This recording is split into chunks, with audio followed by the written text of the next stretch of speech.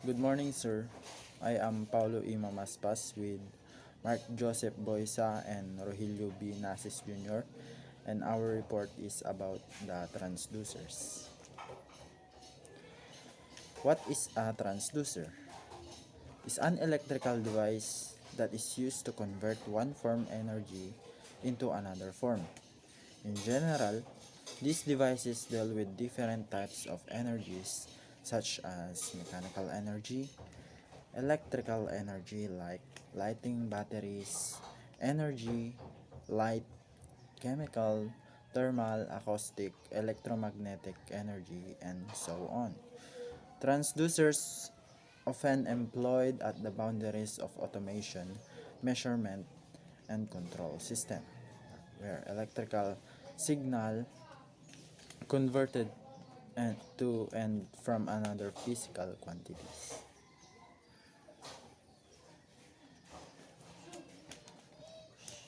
So, ito po yung uh, figure ng transducer. So, meron po tayong transducer examples. Una, loudspeaker kasi ang loudspeaker po ay responsible po for extracting sound waves from electrical signals.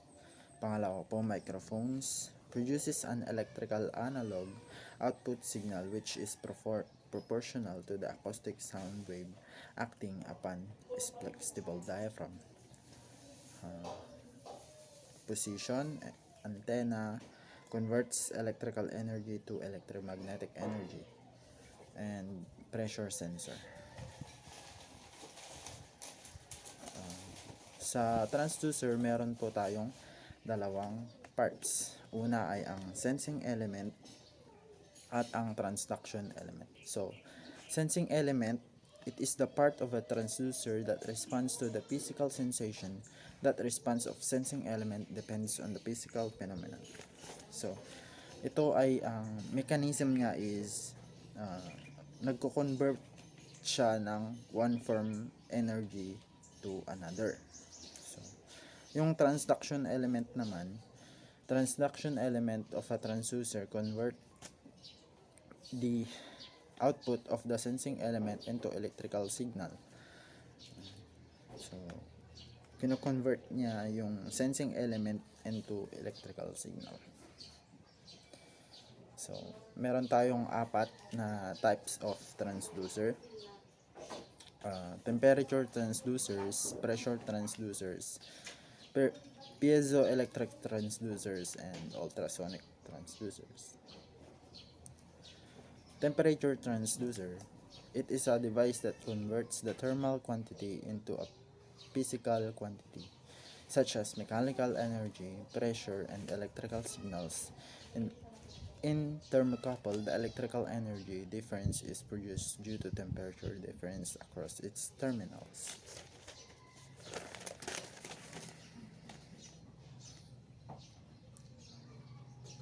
So, meron tayong dalawang types ng temperature transducer. Una is contact temperature sensor device. So, the sensing element is directly not contacting the thermal source. They use convection phenomenon for the transfer of the heat. So, meaning the convection is the process in which the heat is transferred by the movement of the substance. The non-contact type transducer is subcategorized into the following categories. So, yung contact temperature sensor device daw, hindi siya nagko-contact sa thermal source. Instead is gumagamit sila ng convection phenomenon para mag-transfer ng heat. And non-contact type temperature sensors, these types of temperature meters are not in direct contact of the object. Rather, they measure the degree of hotness or coldness through the radiation emitted by the heat. So, sa non-contact naman, hindi nila dinadirect contact yung isang object, o di kaya mini-measure nila yung degree kung ito ba ay mainit or malamig through sa radiation na uh, nanggagaling sa heat source. Dito naman po tayo sa pressure transducer. Pressure transducer can be defined as a type of sensor which converts physical pressure into an electrical signal. They can be used for measuring pressure in liquids and gases. Pressure transmitter is another term commonly used for a pressure transducer and are suitable for a range of application in different areas depending on their specification. So dito sa pressure transducer, sometimes called a pressure transmitter, it converts pressure into an analog electrical signal. So may instruction yan na magmumula sa pressure tapos dadaan sa pressure transducer, tapos yung pressure transducer naman papunta sa analog signal para malaman mo kung ano yung niya, sukat. The common type of pressure transducer is the strain gauge based transducer. So ayan yung nakikita nyo sa picture. The conversion of pressure into an electrical signal is achieved through the physical deformation of strain gauges, which are bonded into the diaphragm of the pressure transducer. So itong pressure transducer na to, meron siyang strain tsaka diaphragm. So dadaan sa strain yung pressure na mapupunta sa diaphragm, tas saka sila magkakaroon ng output. The pressure transducer are generally available with three types of electrical output. Ito yan. Unang-una, yung millivolt output pressure transducer. Transducer with millivolt output are normally the most economical pressure transducers.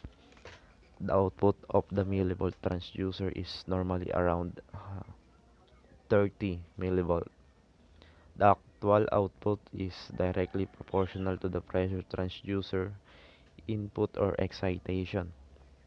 So dito sa millivolt output, this is a economical, but because of their low output signal, they should not be located in electrical noisy areas and require a regulated uh, regulated power supply for their input power. Sorry, may mga nagpa-pop up. Next one is the voltage output pressure transducer. Includes include integral signals conditioning which provide a much higher output than a millivolt transducer. The output is normally 0 to 5 volts DC or 0 to 10 volts DC. Sabi dito, it includes integral signal conditioning and much higher output levels, so they are less susceptible or likely to electrical noise and can be used with unregulated power supplies. And next naman is 4 to 20 milliampere output pressure transducer. This type of transducer are also known as pressure transmitter, since a 4 to 20 milliampere signal is less affected by electrical noise and resistance is the signal wires. These transducers are best used in the signal must be transmitted long distances. So ito daw yung the least affected by electrical noise and resistance in signal wires. So making them the best choice for a long distance transmissions. Dito naman dumako naman po tayo sa piezoelectric transducers. Any device that converts energy from one form to another, such as when converting input energy to output energy, is referred to as a transducer.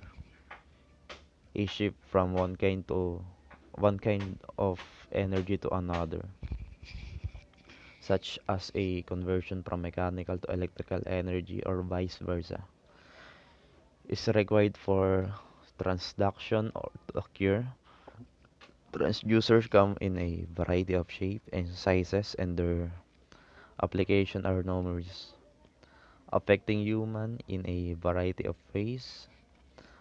For example, a microphone, it transform input energy such as sound waves produced by a voice instrument to output energy such as electrical impulse in the form of amplified sound. So, ang sabi dito sa piezoelectric transducer, sa madaling salita, ito ay isang electro electroacoustics transducer used for conversion of pressure or mechanical stress into an alternating electrical force. It converts the physical quantity into an electrical voltage, which is easily measured by analog and digital meter. When mechanical force or stress is applied to some material along certain plane, they produce electric voltage. This electric voltage naman can measure using voltage measuring instrument. Uh, if if the varying potential is applied to the proper axis of the crystal, so ito kasing yung transducer na to, may crystal siya sa loob that it will change the dimension of the crystal, thereby deforming it. So, pag may stress or force na na-apply dito sa transducer daw na ito, parang magkakagulo yung mga crystal sa loob, nag-produce ng output, and this effect known as a piezoelectric effect. So yung piezoelectric crystal is the main component of piezoelectric transducers. So yung crystal niya na nasa loob is may dalawang two types. Unang-una is the natural crystal. Pinakamaganda example nito is yung quartz crystal. Pangalawang type naman is yung synthetic crystals. Yung mga example nito is Rochelle salt or lithium sulfate, etc. Marami pa siyang pwedeng maging example. Marami pa siyang example na. And next, balik mo na. Yung desirable properties of piezoelectric crystal is unang-una, stability. Sunod is high output and insensitivity to temperature and humidity. And last is ability to form a desired shape. So,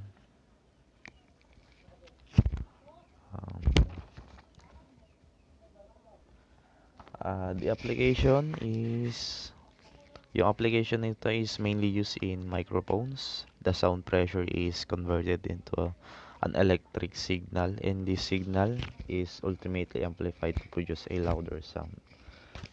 So may nabasa rin ako na sabi dito yung piezoelectric transducer na to ay ginagamit din sa mga restaurant or airports where when a person step near the door and the door opens automatically. So napaka-interesting niyang pag-aralan kung paano gumagana yan. Although di ko pa naman totally alam kung paano nga.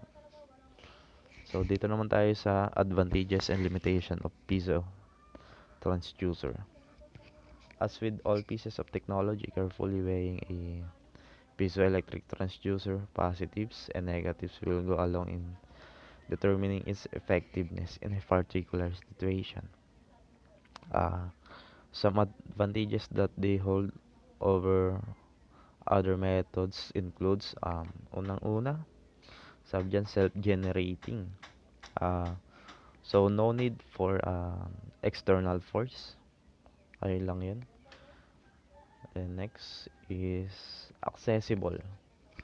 Piezoelectric transducer circuits, due to their small dimension and large measuring range, it is easy to handle and use as it has small dimension nga daw. Easy to install and use. And next is high frequency response. Much higher than normal frequency response means the parameters of this transducer shift quickly. So high frequency response siya, it means the parameters change very rapidly. And due to how the most material used in construction can be shaped into different shapes and sizes, you can apply this transducer in various fields. So madagdag ko lang din, may mga yung dagdag ko lang sa disadvantage is it is not suitable for measurement in static condition. Tulad ng sabi kanina, it is affected by temperatures. The output is low, so some external circuit is attached to it. And last na disadvantage niya is it is very difficult to give the desired shape to this material and also the desired strength.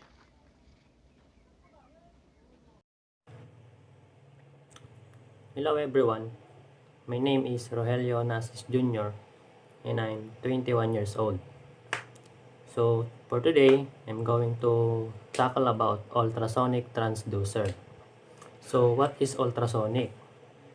So from the word itself, ultrasonic. Ultrasonic is involved sound wave with frequency above the upper limit of human hearing. So basically, involved dito yung mga sound to transmit electrical impulse from one form to another. These transducers transmit electrical impulse to the item, which then return to the transducer after the signal has struck the object. This transducer measures the distance of the item, not the strength of the sounds. So sabi niya doon, ginagamit daw yung transducer para ma-measure yung item at hindi yung lakas ng sounds. So, marami rin itong pwedeng paggamitan. It has a wide range used in variety of disciplines. Ultrasonic wave have frequency range of more than 20 kHz. So, meron din siyang range ng frequency na more than 20 kHz. So, these are mostly utilized in distance measurement applications. So, the ultrasonic transducer is seen in the figure below. So, makikita nyo, andyan yung itsura niya. So, meaning to say, maraming bagay ang pwedeng paggamitan nito, especially in world of modernization. Next. Ultrasonic transducer working principle. When an electrical signal is given to this transducer, it vibrates within a certain frequency range, producing a sound wave. This sound wave moves, and if an obstruction is encountered, the sound wave will reflect the transducer's echo signal. This echo signal converted into an electrical signal at the transducer's end. So in short, kapag na-detect na ni transducer ang signal within a certain frequency range, gagawin na niya ngayon yung trabaho niya. Then kapag nakadetect naman siya ng obstruction o yung mga obstacle ganon, mag-feedback siya ng echo that convert to electrical signal to the end. So, sabi niya rin, nagtatransmit siya ng 40 kHz ultrasonic pulse that passes through the air. So, sabi niya rin dito, these ultrasonic transducers sensors are superior than infrared sensors since they are not influenced by smoke or black materials. So, sinabi niya doon na mas maganda raw itong si ultrasonic kaysa kay infrared sensor. Kasi si infrared sensor is mas risk siya because it can measure heat and other high temperature. Itong si ultrasonic, nakafocus lang siya sa sound wave, vibration, and others. So, as you can see here, ito yung working principle niya, ultrasonic transducer, then transmit sound pulse, echo receiving, then reflection. So next we have ultrasonic transducer types. There are various types of ultrasonic transducers available based on factors like piezoelectric crystal arrangement, footprint, and frequency. So they are, first we have linear ultrasonic transducer. In this type of transducers, piezoelectric crystal arrangement is linear. So based on my research, ito is ginagamit sa high frequency ultrasound to create high resolution of image structure near the body surface. So these are what using in checking up the patient, especially inside our body, or if there's fracture or pain.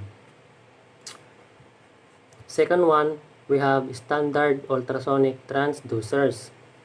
This type is also called as convex transducers. In this type, the piezoelectric crystal is in curvy form. For in-depth examinations, these are preferable. So sabi niya dito is ginagamit pag mga depth examination. So ito yung gagamitin kapag merong examination gagawin sa mga brain, heart, and others. So third one, we have phased array ultrasonic transducer. Phased array transducer have a small footprint and low frequency. Its center frequency is 2 MHz to 7 MHz. So, sabi nga dito, it has smaller than linear and curved array, but still can image a large area. So, kumbaga small but terrible siya. So, we have a last one for non-destructive testing. The ultrasonic transducer are again having different types. The contact transducers, angle beam transducer, delay transducers, immersion transducers, and dual elements transducer. So, applicable dito yung part are those will use in inspecting, testing, or evaluating materials or component without destroying or damaging to its serviceability or system. So next we have applications of ultrasonic transducer. This transducer have many applications in different fields like industrial, medical, etc. These are having more applications because of ultrasonic waves. This help find the targets, measure the distance of the object to the target, to find the position of the object, to calculate the level also. The ultrasonic transducer are helpful. So, isang application niya dito, sinabi is in the medical field.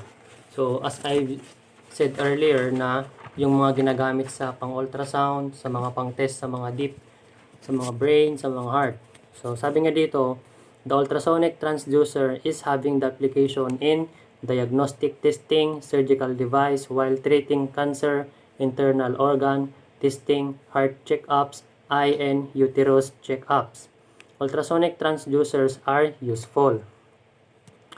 Next one, we have the industrial field. Sabi niya rin dito, ultrasonic transducer have few important applications. By this transducer, they can measure the distance of certain object to avoid a collision and production, line management, liquid level control, wire breaking detection, people detection for counting, vehicle detection, or many more. So I've mentioned earlier na the non-destructive testing, which under na rin siya dito sa industrial field. And everything that sensor surrounds you is considered na to this. So that's for all. Thank you for listening. God bless.